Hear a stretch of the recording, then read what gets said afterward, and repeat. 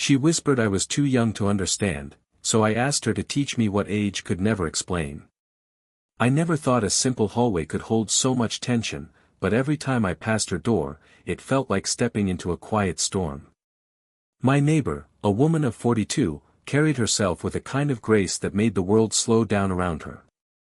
She wasn't loud, she wasn't flashy, yet she had this presence, the kind that made you notice the way her hair fell against her shoulders, or the subtle way she exhaled after unlocking her door, like she was letting out the weight of an entire day. I was 24, still figuring out who I was, still stumbling through late nights of cheap food and unfinished dreams. She, on the other hand, seemed carved out of patience and experience. Even her silence felt intentional, like she understood things that the rest of us were too hurried to notice. We'd exchanged pleasantries before, short nods, a polite, good morning, in the lobby, but nothing deeper. Until one evening, I came back from a run, sweaty and restless, and found her leaning against her doorway in a pale robe. The hallway light flickered above us, casting soft shadows across her face. She looked tired, but not defeated, more like someone who had fought through the day and was finally catching her breath. I don't know what pushed me, maybe curiosity, maybe the way she seemed untouchably close, but I asked, half teasing, half serious, why do you always seem so far away, even when you're standing right here? She turned, her eyes catching mine with that calm intensity that made me feel both seen and small. For a moment, I thought she would ignore the question. But then she stepped just close enough for her voice to drop into a whisper. You're too young to understand. Her words weren't sharp. They weren't cruel. They were gentle, almost protective, as if she were trying to save me from stepping into a fire I didn't know could burn. But the way she said it, the faint curve of her lips, the softness of her breath, made it sound less like a rejection and more like a challenge. I stood there, pulse quickening, realizing that in those 6 words, she had built a wall and left the door slightly open. I wanted to know what she meant. I wanted to understand what she thought I couldn't. That whisper didn't push me away, it pulled me in. And for the first time, I saw not just a neighbor, but a mystery I couldn't stop myself from chasing. After that night, her whisper wouldn't leave me alone. You're too young to understand. The words echoed in my head every time I stepped into the hallway, every time I caught the faint sound of her heels clicking against the floor or the soft thud of her door closing behind her.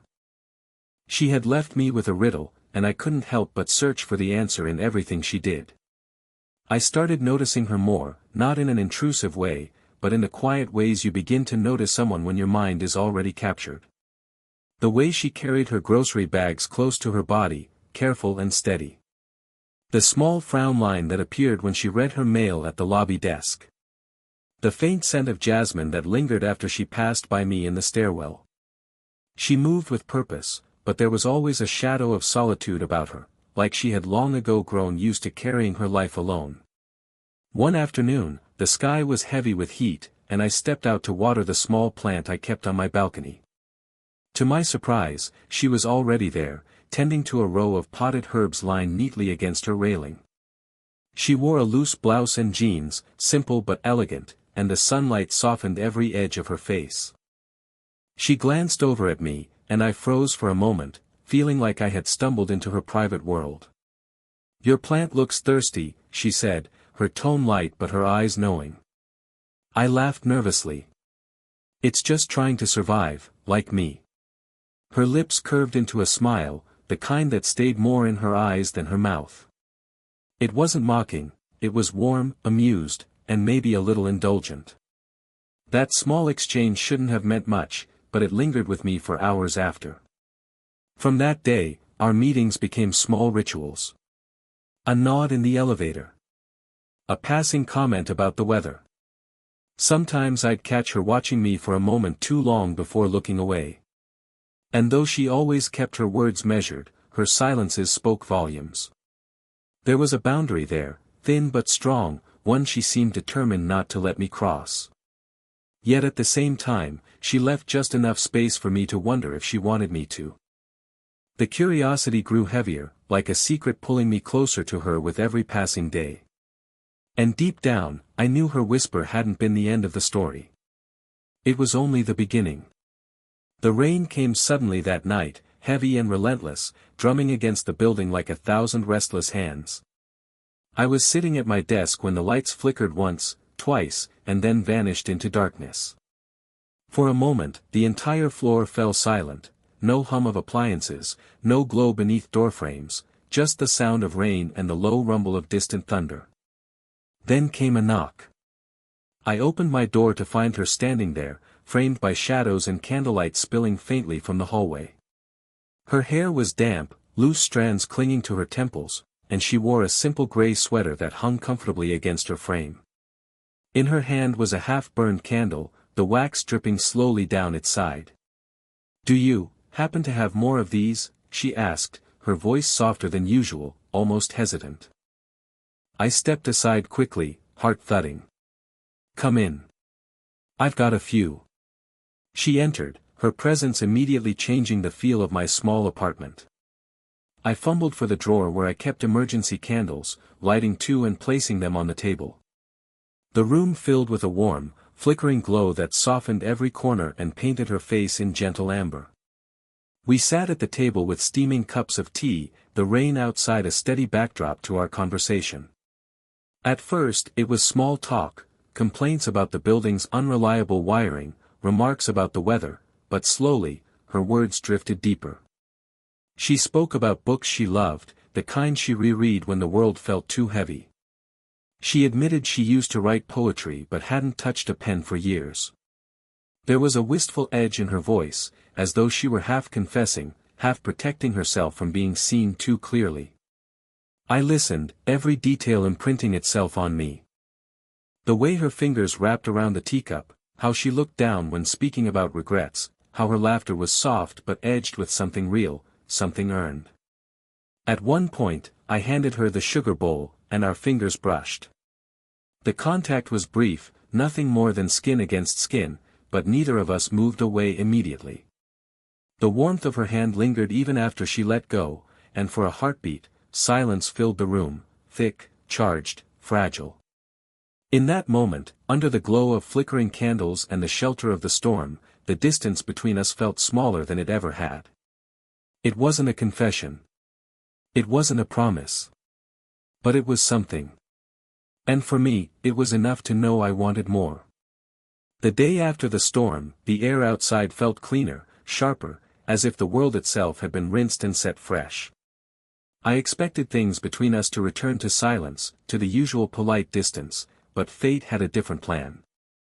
That evening, as the sun melted into a warm gold across the city, I stepped onto my small balcony and found her already sitting on hers. She had strung delicate lights along the railing, tiny orbs glowing like captured stars. A glass of wine rested in her hand, and the fading light softened every feature of her face. She looked peaceful, but when her eyes met mine, I caught something else, a flicker of hesitation, like she hadn't decided whether to smile or retreat. "Beautiful evening," I said. My voice felt too loud in the quiet. "It is," she replied, her tone calm but guarded. Then, after a pause, she gestured lightly toward her extra chair. "You can sit, if you like." I didn't hesitate. Crossing the narrow divide between our balconies, I took the seat beside her, careful not to make the moment feel heavier than it already was. For a while, we said nothing. The city hummed faintly below us, but up here it felt like another world. Finally, I broke the silence, half teasing, half daring. "Last time you told me I was too young to understand." I turned to her, catching the soft glow of the lights reflected in her eyes. "Then teach me tonight." She laughed quietly, shaking her head, the sound low and warm. "You really don't know what you're asking." "Then show me," I said, softer this time. Her smile faded, replaced by a thoughtful stillness. She sipped her wine, then set the glass down, her gaze turning toward the horizon. "Life teaches you things in ways books never could. About patience. About letting go. About how some mistakes follow you for years." Her voice lowered, as if she were speaking more to herself than to me. I leaned in, listening, not wanting to miss a single word. "I don't need to be older to understand you," I said gently. "I just need you to let me try." She looked at me then, truly looked, her expression caught between resistance and the quiet pull of surrender. The night wrapped around us, the glow of the balcony lights painting us in soft shadows. And though she said nothing more, the way her eyes lingered told me I had broken through one layer of her walls. Just enough to keep me wanting to learn everything she hadn't yet said. The days after our balcony talk carried a quiet shift, like something unspoken had settled between us. She didn't run from me anymore. Our greetings stretched longer, our conversations found softer ground, and I began to feel as though the walls she had built so carefully were beginning to crack. But the world is rarely kind to fragile beginnings. One afternoon, as we stepped out of the elevator together, a neighbor, a man old enough to be her colleague, young enough to be nosy, smirked when he saw us side by side. "You two seem inseparable lately," he said casually, but the words carried a sharp edge. His glance lingered too long, and I could see her stiffen beside me. She didn't reply. Instead, she gave a polite smile and walked quickly toward her door. I followed, my chest tight with frustration, but before I could say anything, she turned to me, her voice low and firm. This is getting complicated." Her words cut more than they should have. "Because of what he said?" I asked carefully. "It's not just him. People notice. They always notice." She looked down, fingers tightening around her keys. "And you don't understand how heavy their judgment can feel." For the first time, I saw not the graceful woman who seemed untouchable, but someone vulnerable, someone afraid of being seen in a way that left her open to criticism. I stepped closer, my voice steady despite the ache in my chest. "Then let them notice. What do their opinions matter, if what we have feels real?" She shook her head, a small, pained smile tugging at her lips. "You make it sound so simple. But it isn't. You're young, you don't know how cruel whispers can be when you've lived long enough to hear them turn into stories." Her words stung, not because they dismissed me, but because they revealed the weight she carried. Still, I couldn't let her retreat behind that wall again. "Maybe I am young," I admitted, "but I know when something matters. And you matter." Her eyes softened then, flickering with something she wanted to say but couldn't. Silence stretched between us, filled only by the distant hum of the building.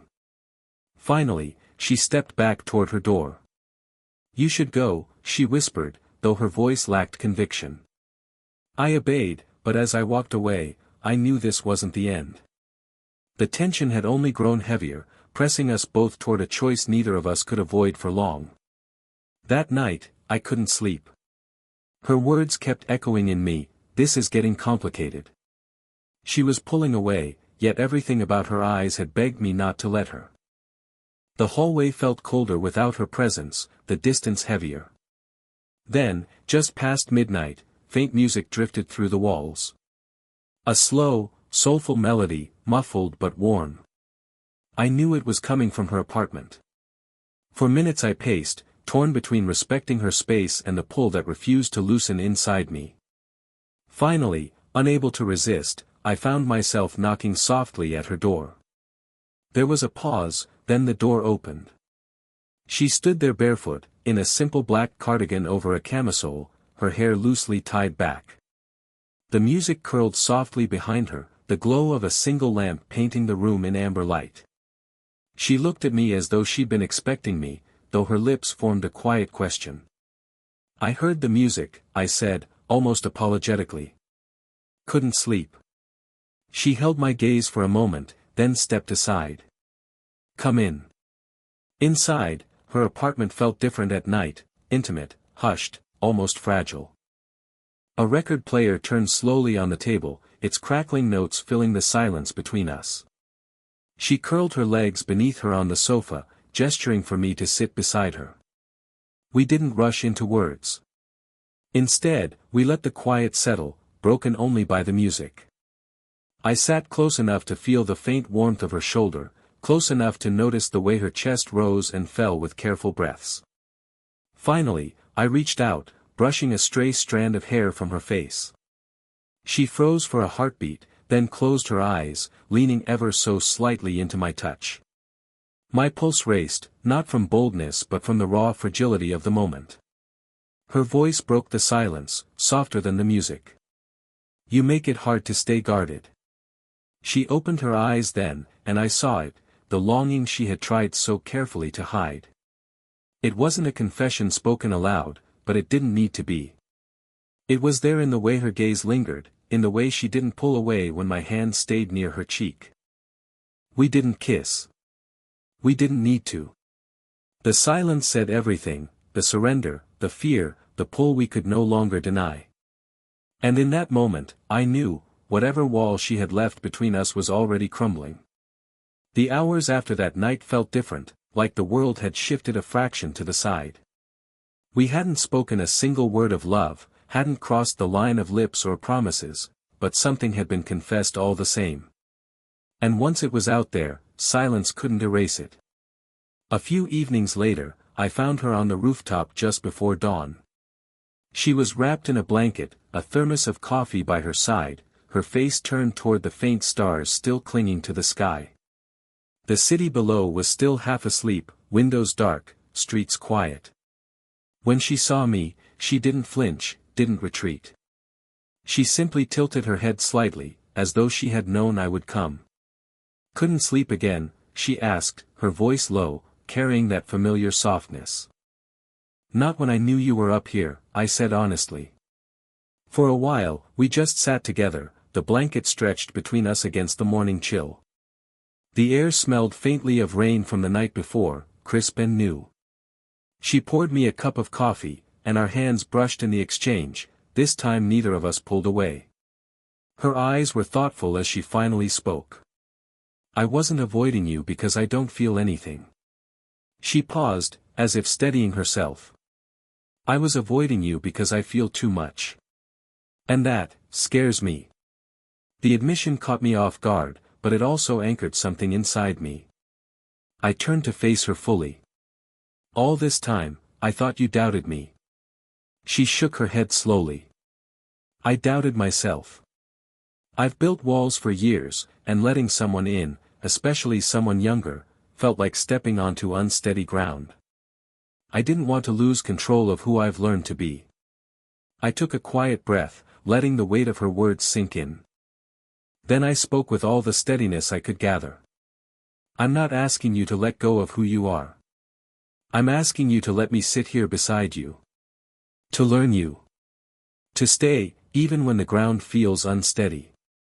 Her eyes softened, shimmering faintly in the first strokes of sunrise. She leaned closer then, her head finding its place against my shoulder.